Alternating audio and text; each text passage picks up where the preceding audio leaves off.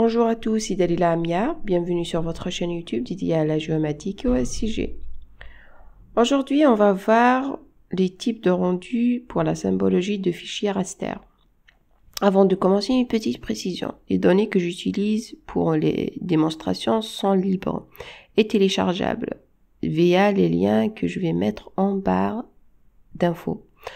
Donc, vous pouvez suivre les liens pour les télécharger et faire les tests de votre part. Ensuite, la version du QGIS que j'utilise, c'est la version 3.10. Il se peut qu'elle soit différente de celle que vous utilisez.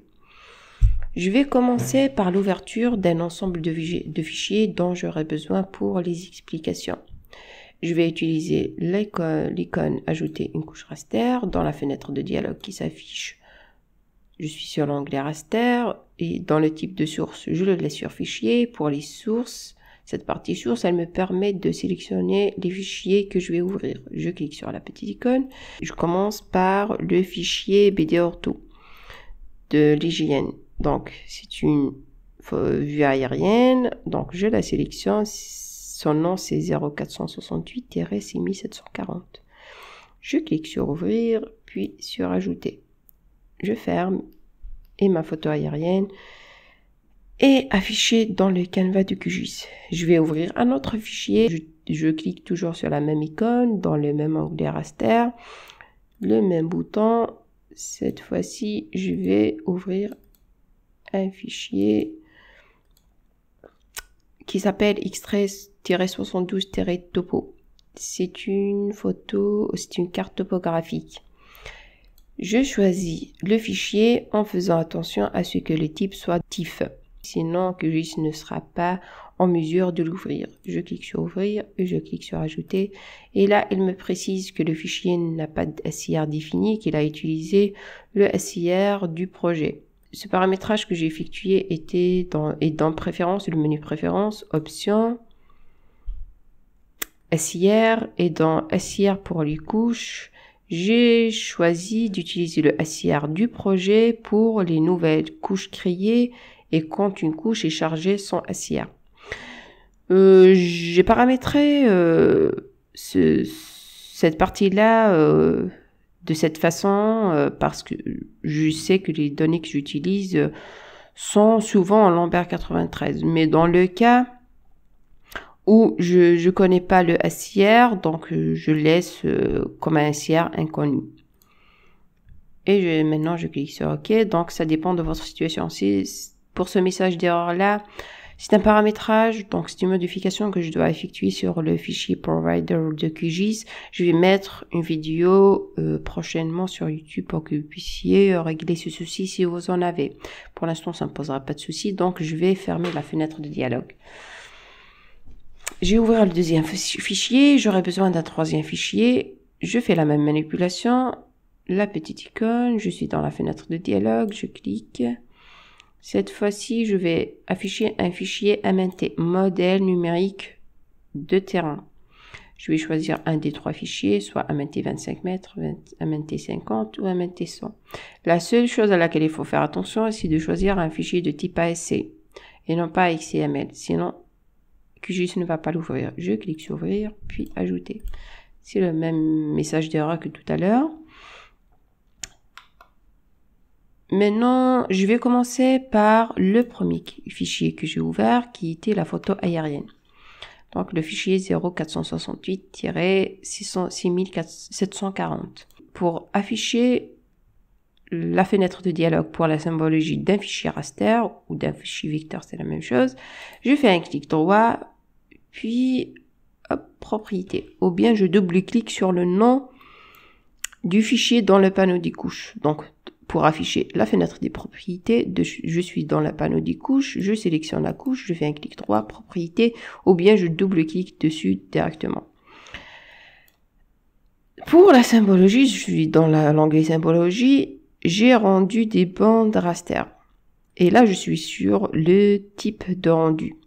Il y a plusieurs types de rendu. Le premier, c'est couleur à bande multiple. C'est celui qui est utilisé pour les photos et les images, pour les photos aériennes et les images satellites. Donc mon fichier, c'est une photo aérienne et c'est pour cette raison qu'elle a le premier type de rendu qui est couleur à bande multiple. En quoi ça consiste ce type de rendu? Donc on a 3 bandes, une en rouge, une en vert et une en bleu. Donc le fichier de base, les données de base que j'ai, donc celles qui sont affichées, ont des bandes avec lesquelles, des couleurs avec lesquelles ils sont représentés. C'est rouge, vert et bleu. Parce que si je clique ici, je vois que ça possède 3 bandes. Donc tous les éléments de ma photo aérienne sont représentés avec 3 bandes de couleurs vert, rouge et bleu. Il suffit juste de faire attention, le rouge pour le rouge, le vert pour le vert et le bleu pour le bleu. Pour l'amélioration du contraste, je vois que mon image elle est bien faite, il y a un bon contraste. S'il y avait un problème de contraste, je vous suggère de cliquer sur la liste déroulante et de choisir étirer jusqu'au min-max. De mon côté, mon image aérienne, ma photo aérienne, elle est bien contrastée, donc je vais pas choisir de changer son contraste. Je clique sur appliquer. On a vu le premier type de rendu. Maintenant, je vais passer à mon extrait 72 topo, donc ce qui est une carte topographique. Je vais afficher ses propriétés de symbologie, un clic droit propriétés dans symbologie, et le type de rendu c'est palette valeur unique.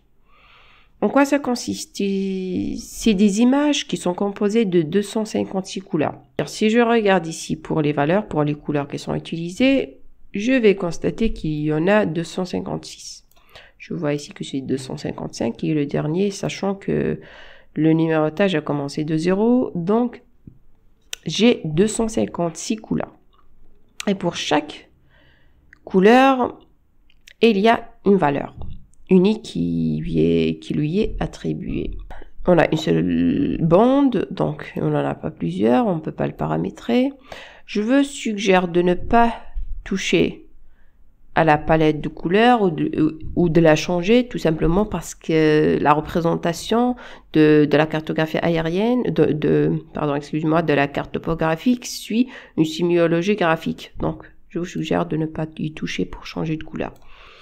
Maintenant, on va voir le troisième. Hop, j'ai fait une mauvaise manipulation. Je vais retourner pour rectifier ça. Hop, je retourne sur palette. J'ai changé le type de rendu. Maintenant, je vais passer à mon MNT, modèle numérique de terrain. On commence par le type de rendu qui est de grandes bandes grises uniques. Pour le dégradé de couleur, il va du noir vers le blanc. Ça veut dire que les basses altitudes, elles sont en noir. Et les altitudes élevées, elles sont en blanc. Pour l'amélioration du contraste, on n'a pas mis de contraste, donc il n'y a pas de contraste de couleur entre les valeurs élevées et les valeurs minimales, les moins élevées. Donc ce qu'on va faire, c'est qu'on va demander d'itérer jusqu'au min-max. On va itérer les couleurs entre la valeur minimale et maximale et je clique sur OK. Et là, je vois que mon MNT s'affiche de façon très correcte. Je reviens sur les propriétés de la symbologie de mon fichier raster. Maintenant, on a le pseudo couleur à bande unique. C'est un dégradé de couleur qui va d'une couleur à une autre. Donc, par défaut, on a un dégradé de couleur qui va du violet jusqu'au vert. Et entre les deux, il y a un ensemble de couleurs. Ce qu'on va faire maintenant, il y a possibilité de changer l'interpolation. On le laisse sur linéaire.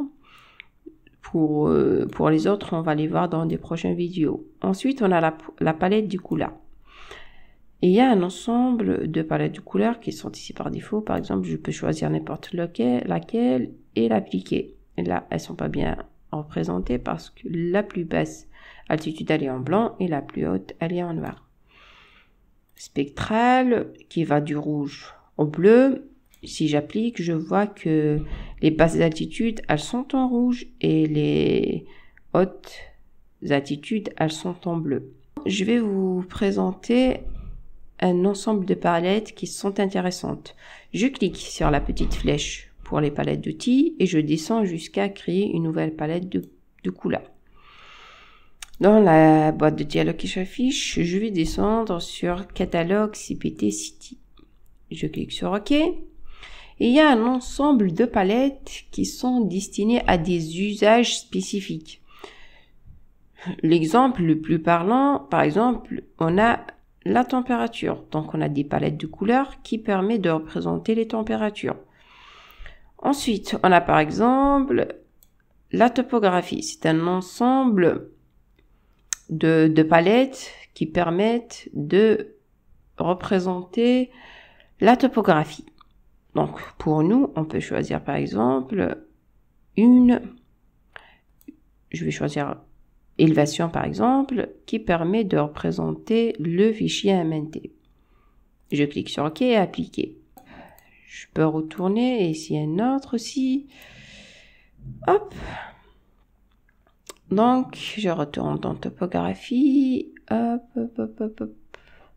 Donc, je peux choisir celui-là par exemple. Je clique sur OK et j'applique. Et je le laisse sur celui-là pour la petite démonstration. Si vous regardez dans le panneau des couches, vous allez voir qu'il y a un ensemble de valeurs. Ça ne veut pas dire qu'il n'y a que ces couleurs-là qui sont utilisées pour la représentation du MNT. C'est juste un échantillonnage de l'ensemble des couleurs qui sont utilisées pour la représentation du fichier, des valeurs.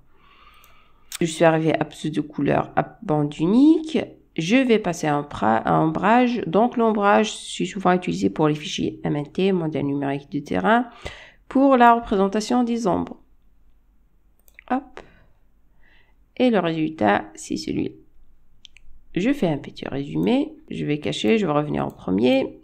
Donc, les photos aériennes et les images satellites sont souvent représentées avec des couleurs à bandes multiples. Les données sont représentées avec les trois bandes rouge, vert et bleu. Ça, c'est la première. Ensuite, je passe à ma carte topographique. Les cartes topographiques, on a utilisé le type de rendu palette valeur unique et où chaque couleur a une valeur unique. Par exemple, ils sont utilisables pour les cartes topographiques. Ensuite, dernièrement, on a notre fichier MNT pour lequel on a utilisé les trois derniers types de rendu. Mais ça ne veut pas dire que les types de rendu que je viens d'expliquer s'utilisent seulement sur le type de fichier que j'ai cité. Ensuite, on a bande à grise unique. C'est la représentation des données en allant d'un dégradé de couleur allant du noir vers le blanc ou bien du blanc vers le noir. Mais pour les MNT, on va du noir vers le blanc. Si les résultats ne sont pas bien affichés, on étire jusqu'au min-max pour bien afficher les données. Ensuite, on a pseudo couleur à bande unique. Donc, c'est un dégradé qui comporte plusieurs couleurs à l'intérieur. Que vous pouvez changer en cliquant sur la petite flèche ou une liste déroulante qui s'affiche. Vous pouvez utiliser les palettes de couleurs qui sont déjà prêtes à être utilisées, ou bien regarder tous les dégradés de couleurs qui sont disponibles, ou bien utiliser les palettes de couleurs depuis des catalogues. Par exemple, pour celui de CPT City que je viens de citer tout à l'heure, d'expliquer tout à l'heure.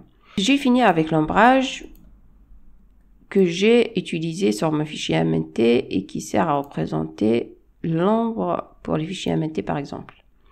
Je peux bien sûr changer l'angle, l'altitude et donc l'angle, mais ça va changer l'affichage des ombres. Disons que si je le mets à 30 et que je clique sur appliquer, l'ombre ne sera pas le même.